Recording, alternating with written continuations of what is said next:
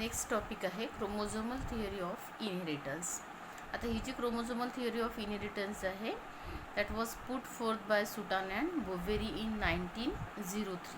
ठीक आहे, सुटान आणि बोवेरी या दोन सायंटिस्टने क्रोमोझोमल थिअरी जी आहे ती मांडलेली आहे.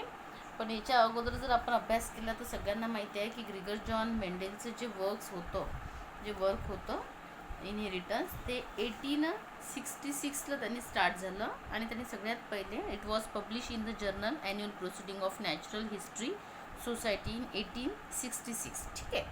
अनफॉर्च्युनेटली यांचं जे वर्क होतं that remain unnoticed and he died in 1884 and as a highly respected priced and teacher असंच त्याला काय मिळालेलं आहे, रिस्पेक्ट मिळाला आहे, बट अनरेकग्नाइज ॲज अ सायंटिस्ट म्हणून त्याला एक काय म्हणू आपण त्याला की त्याला रिस्पेक्ट मिळालेला नव्हता. ठीक आहे. आणि मग त्याचा जो अप्रोच होता की त्यांनी जे मॅथमॅटिक्स आणि स्टॅटिस्टिक्स यूज केलं and that explain the biological phenomenon, हा सगळ्या बायोलॉजिस्टसाठी न्यू फिनॉमिनॉन होता. की मेंडेलचं जे हायब्रिडायझेशनचे जे एक्सपेरिमेंट होते किंवा त्याचं जे वर्क होतं हे सगळ्या सायंटिस्टसाठी नवीन वर्क होतो. ठीक आहे. कारण की मेंडेलचा जो कन्सेप्ट होता तो कन्सेप्ट टोटली डिपेंड्स होता ऑन दी फॅक्टर्स म्हणजे काय तर जीन. मेंडेलनी जीन्सलाच फॅक्टर असं म्हटलं होतं. ठीक आहे. आणि म्हणून मग in 1900 his finding were rediscovered by the 3 scientist. एक आहे ह्युगो डी राईस, दूसरा जो सायंटिस्ट आहे Hugo de Vries from the Holland, then Karl Correns from the Germany and Erich Tschermak from the Austria. या 3 सायंटिस्टनी इंडिपेंडंटली त्याचं जे work होतं ते रिडिस्कवर्ड केलं. कारण की या टाईममध्ये किंवा या पिरियडमध्ये काय झालेलं होतं की मायक्रोस्कोप जो आहे त्या मायक्रोस्कोपचा शोध लागलेला होता म्हणून. ठीक आहे. आणि during these years mitosis and meiosis that were discovered and the scientific world realize the greatness of the Mendel. ठीक आहे. And his work. कारण की मायटोसिस आणि मिओसिस याच्यामध्ये सेल डिव्हिजन कसं होतं, देन हायब्रिडायझेशन कसं होतं, क्रॉसिंग ओव्हर कसं होतं, तर हे सगळं सायंटिस्टला माहीत झालेलं होतं. आणि म्हणून मग काय झालं की याचं जे वर्क होतं ते रिडिस्कवर्ड झालं. आणि सगळ्यात महत्त्वाचं म्हणजे की याचं जे सायंटिफिक वर्ल्ड होतं ते रिअलाइज झालं आणि ग्रेटनेस ऑफ द मेंडेल हे सुद्धा रिअलाइज झालं. आणि मग based on the Mendel's principles and the Mendel's findings मग यांनी काय केलं की मेंडेल्सचे जे लॉज ऑफ इनहेरिटन्स आहे त्याच्यावरून एक नवीन ब्रांच शोधून काढली. त्या ब्रांचला म्हटलं जातं जिनेटिक्स असं म्हटलं जातं. And genetics in the field of the biological science that was open. ठीक आहे. आता क्रोमोझोमचं जे स्ट्रक्चर आहे ते क्रोमोझोमचं स्ट्रक्चर अंडर मायक्रोस्कोप सगळ्यांना अवेलेबल झालं.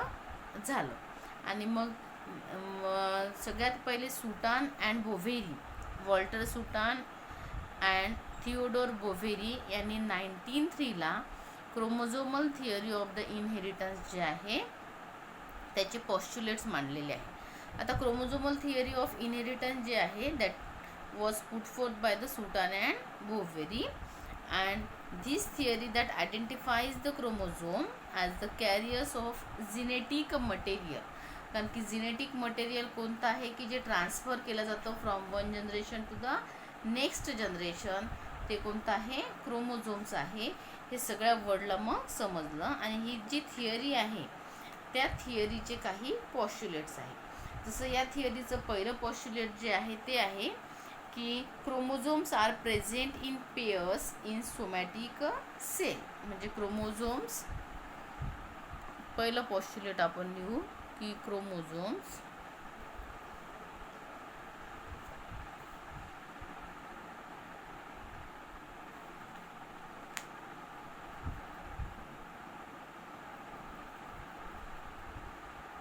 R found in pairs. ठीक आहे. क्रोमोझोम हे पेयर्समध्ये असतात. आणि सगळ्यात महत्त्वाचं म्हणजे की इन सोमॅटिक और डिप्लॉइड सेल. इन सोमॅटिक 2 प्रकारच्या सेल असतात. एका सेलला आपण सोमॅटिक सेल म्हणतो म्हणजे बॉडी सेल, आणि दुसरी जी सेल आहे तिला गमिटिक सेल असं म्हटलं जातं. गोनॅड्समधली जी सेल आहे तिला गमिटिक सेल असं म्हटलं जातं. ठीक आहे. आणि म्हणून हे जे क्रोमोझोम्स राहतात that are found in pairs in somatic or diploid cell. ठीक आहे, डिप्लॉइड सेल्स. हे झालं पहिलं पॉस्च्युलेट. आता दुसरं जे पॉस्च्युलेट आहे की during gamete formation homologous chromosome that are pair. कारण की गमिट फॉर्मेशन जेव्हा होते तेव्हा होमोलॉगस क्रोमोझोमची काय फॉर्म होते, पेयर फॉर्म होते, त्याचं सेग्रिगेशन होते and that express themselves independently. म्हणून दुसरं जे पॉस्च्युलेट याचं आहे की during gamete formation,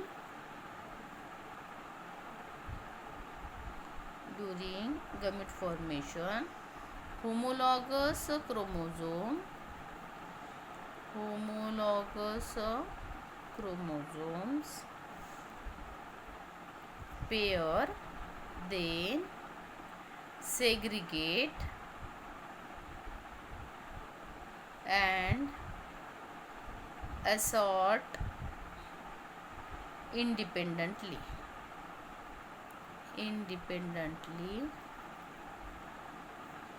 during meiosis. आपण 11वीमध्ये मिओसिस आणि मायटोसिस हे 2 सेल डिव्हिजनचे टाईप शिकलेलो आहोत. तर मिओसिस कुठे होते, गमिटिक सेलमध्ये मिओसिस होते, आणि सोमॅटिक सेल जी आहे बॉडी सेल त्याच्यामध्ये मायटोसिस होते. म्हणून जेव्हा गमिट फॉर्मेशन होते तेव्हा होमोलॉगस क्रोमोझोमची पेअर फॉर्म होतं. ठीक आहे, होमोलॉगस क्रोमोझोमची जी पेअर फॉर्म होणे आहे त्याला आपण सिनॅप्सिस असं म्हणतो. नंतर त्याचं सेग्रिगेशन होतं आणि मग that assort this गमिट assort independently during meiosis. ठीक आहे, म्हणजे each गमिट that content only 1 chromosome from a pair. ठीक आहे, म्हणजे ईच गमिट जे राहतं किंवा प्रत्येक गमिट जे राहतं that show the presence of single pair. Each gametes contain only one chromosome from a pair because the gametes that are always a haploid. Haploid लिहिताना आपण त्याला n नी डिनोट करतो. ठीक आहे, कारण हे गमिट्स हॅप्लॉइड असतात.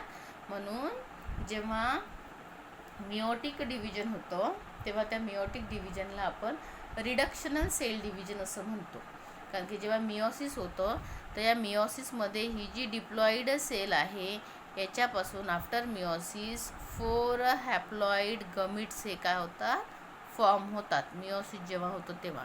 आणि मायटोसिस जेव्हा होतं तेव्हा या मायटोसिसमध्ये काय होतं की हे जी डिप्लॉइड सेल आहे त्याच्यापासून 2 डिप्लॉइड सेल होतात. कारण की मायटोसिस हे फक्त एकदा होतं आणि मिओसिस जे आहे ते 2 वेळा होतं. म्हणून त्याला आपण मिओटिक फर्स्ट डिव्हिजन म्हणतो आणि मिओटिक सेकंड डिव्हिजन असं त्याला म्हटलं जातं. म्हणजे each गमिट that content only 1 chromosome from a pair. ठीक आहे.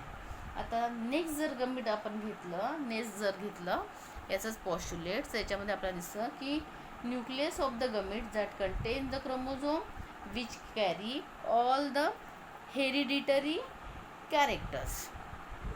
Nucleus of gametes contains chromosomes which carry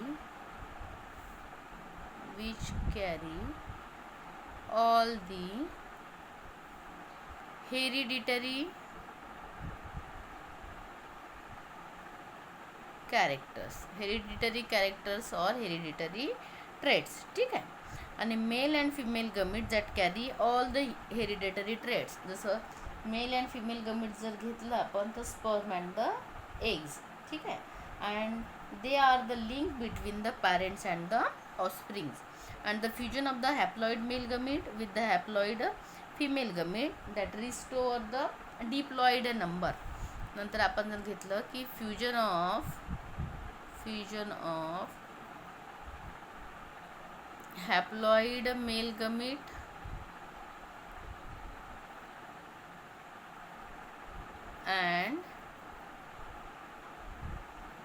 haploid female gamete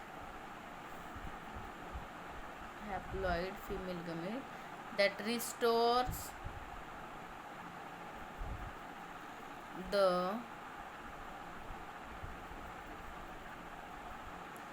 diploid number of chromosomes. ठीक आहे, ऑफ दी स्पीसीज. कारण की प्रत्येक स्पीसीज जी आहे त्याच्यामध्ये काय राहते, त्याचा डिप्लॉइड नंबर राहते. आणि म्हणून मग त्याचा जो डिप्लॉइड नंबर राहतो, हा डिप्लॉइड नंबर काय केला जातो, रिस्टोअर केला जातो पुन्हा. क्रोमोझोमल थिअरी ऑफ इनहेरिटन्स जी सुटान आणि बोवेरीनी सांगितली, त्याच्यामध्ये त्यांनी सांगितलं आहे की जे गमिट्स राहतात, sperm and the egg, that carry all the hereditary characters and they are the link between parents and the offsprings, and the nucleus of the gametes that contain the chromosome which carry all the hereditary characters, and the chromosomes that are found in pairs in somatic or the diploid cell. Then during gamete formation, homologous chromosome pair and segregate or separate independently at the time of the meiosis. So each gamete that contain only one chromosome from a pair, and during fertilization the fusion of the male gamete or the union of the sperm and the egg, किंवा fusion of the male gamete and the haploid female gamete that restore the diploid number of chromosome.